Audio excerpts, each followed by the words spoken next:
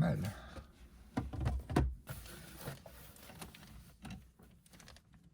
Pas mal.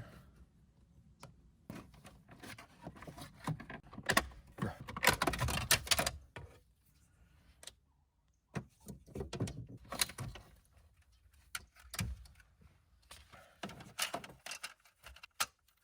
Ça rentre pas tout à fait dedans, ça.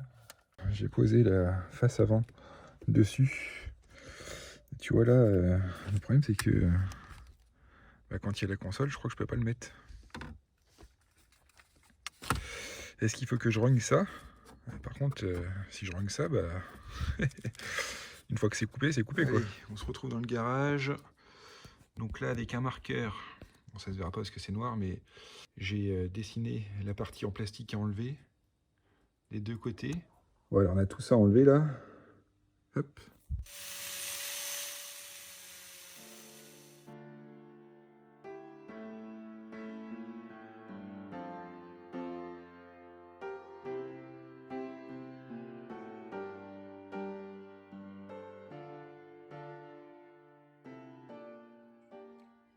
Non mais est-ce qu'on peut travailler tranquille, ma petite pouliche là?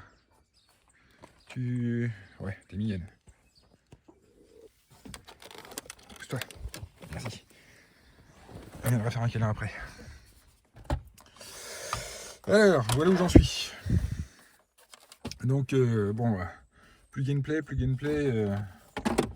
c'est pas top. Hein. Ce que j'ai fait par sécurité, tu vois, j'ai revissé par en dessous sur le support d'origine. Et la console de clim, elle rentre... Attends, je me cale bien. Elle rentre pas tout à fait. Donc j'ai dû poncer avec un petit papier de verre les côtés ici, là. Parce que sinon, les boutons restaient appuyés. Donc ouais, c'est pas top, quoi. Donc j'ai limé un peu des deux côtés avec du papier de verre.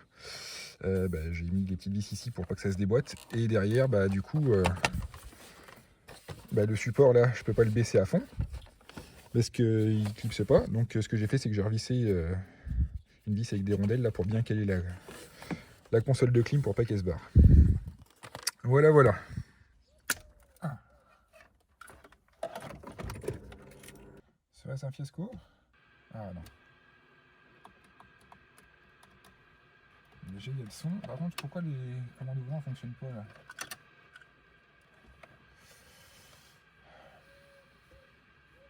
Hop, voilà ce que ça donne une fois monté.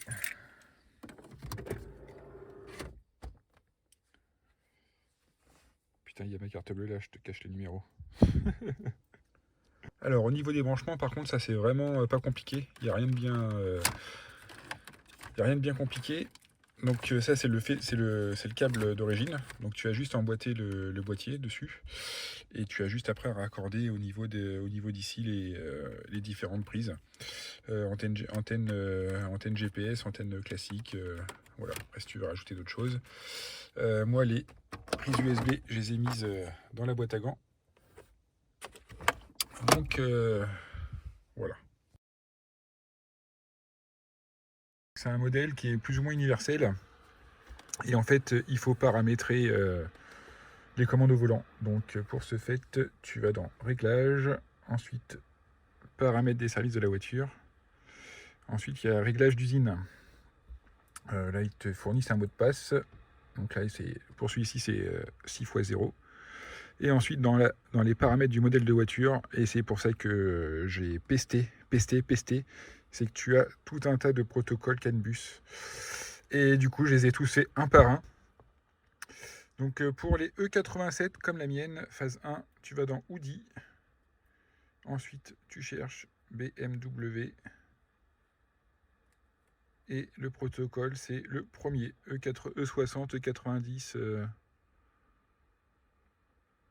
Et là, tu récupères les commandes au volant, sinon ça ne fonctionne pas. Donc du coup, là, ça y est, ça fonctionne. Ça fonctionne, je peux changer... Alors comme tu peux le voir, moi j'avais le GPS d'origine, qui s'appelle le CCC sur phase 1.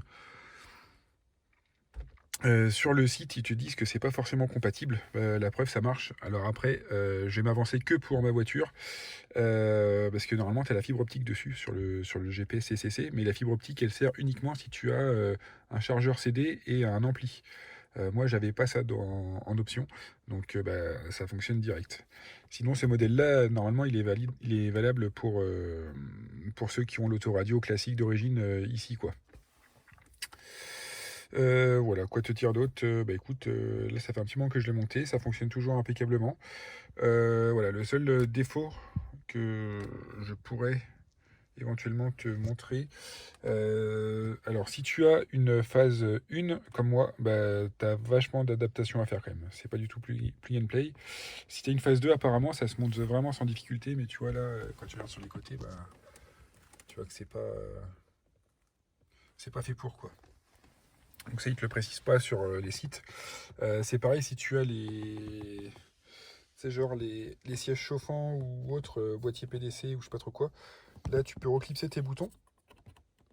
Mais sauf que sur les phases 1, et en fait, tu as la console centrale d'origine qui tape dedans. Donc il faut que tu le découpes encore plus. Donc moi j'ai pas tout ça, donc ça passe.